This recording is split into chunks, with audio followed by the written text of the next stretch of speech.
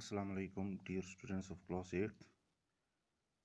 चलिए अपनी अपनी किताबें खोलिए पेज नंबर 72 पे।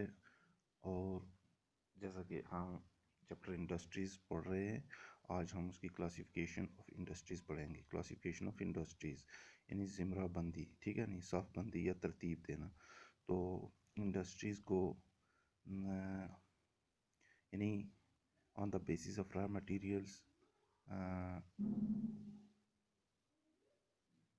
कैसे तरतीब दिया गया है, ठीक है नहीं। तो कहता है कि industries can be classified on the basis of raw materials, size and ownership. तो किस किस में? रॉ मटेरियल्स में, साइज एंड ओनरशिप में इसकी तरतीब दी गई है। अब रॉ मटेरियल्स इंडस्ट्रीज़ में भी agro based, mineral based, marine based and forest based depending on the type of raw materials they use. तो कहता है कि इंडस्ट्रीज़ जो है मे बी एग्रो बेस्ड हो सकती है, मिनरल बेस्ड हो सकती है, या फिर marine based and forest based depending on the type of raw materials they use.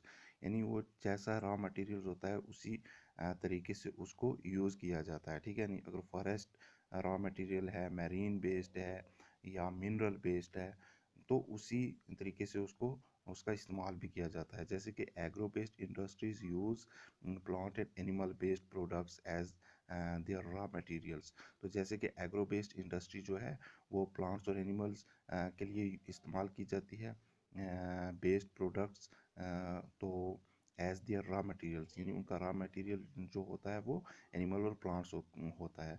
Food processing, vegetable oil, cotton, textile, dairy products and leather industries are examples of agro-based industries। तो इसमें क्या आ जाता है? जैसे कि फूड प्रोसेसिंग होता है, vegetable oil, cotton textile, dairy, दूध के कुछ प्रोडक्ट्स होते हैं, कॉटन टेक्सटाइल्स होता है। उसके बाद लेदर इंडस्ट्रीज़ यानी चमड़े वगैरह की जो इंडस्ट्रीज़ होती हैं, और एग्जांपल ऑफ एग्रो बेस्ड। तो ये मिसालें हैं एग्रो बेस्ड इंडस्ट्रीज़ की, ठीक है नहीं। तो मिनरल बेस्ड, अब उसके बाद मिनरल बेस्ड इंडस्ट्रीज़, इसमें क्या हो जाएगा? मिनरल बेस्ड इंडस्ट्रीज़ और primary industries that use mineral ores as their raw materials. तो कहता है कि ये एक प्राइमरी इंडस्ट्रीज़ होती है, ठीक है नहीं। और primary industries that use mineral ore as their raw materials. और जो मिनरल ओर्स होती हैं, धातें जो होती हैं, उनको एज ए रॉ मटेरियल इस्तेमाल किया जाता है इसमें। The products of these industries feed other industries. कहता है जो इस इंडस्ट्री के the products of these industries, in industries के जो प्रोडक्ट्स होते हैं वो दूसरी इंडस्ट्रीज को फीड करते हैं, ठीक है नहीं। फीड क्या होता है? खिलाना, ग़िज़ा देना। तो this is used as raw material for the manufacture of a number of other products. कहता है this is used as raw materials.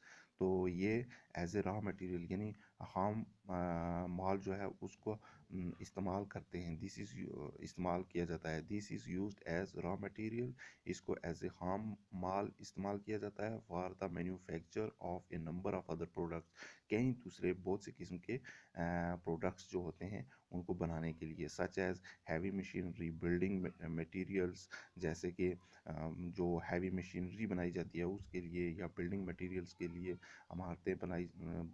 इमारतों को बनाने के लिए, एंड रेलवे कोच, या फिर रेलवे कोच को बनाने के लिए इसका इस्तेमाल किया जाता है। Marine based industries use products from the sea and oceans as raw materials. तो जैसे मैरीन बेस्ड इंडस्ट्रीज जो होती हैं, तो उन used products from the sea and oceans, तो वो समुद्रों और दरियाओं से जो है, समुद्रों से जो है रॉ मटेरियल उनका इस्तेमाल किया जाता है। Industries processing seafood has manufacturing fish oil और सम एग्जांपल्स। तो कहता है इंडस्ट्रीज प्रोसेसिंग सी फूड कि उनके जो समुद्री ग़ज़ा होती है, एज मैन्युफैक्चरिंग फ़िश ऑयल, जैसे कि फ़िश ऑयल को बनाने के लिए और एग्जांपल्स ऑफ और सम एग्जांपल, जैसे फिश ऑयल को बनाने के लिए वो समुंदर से उसको उसका इस्तेमाल करते हैं। तो ये कुछ उसकी एग्जांपल्स हैं। Forest based industries utilise forest produce raw materials.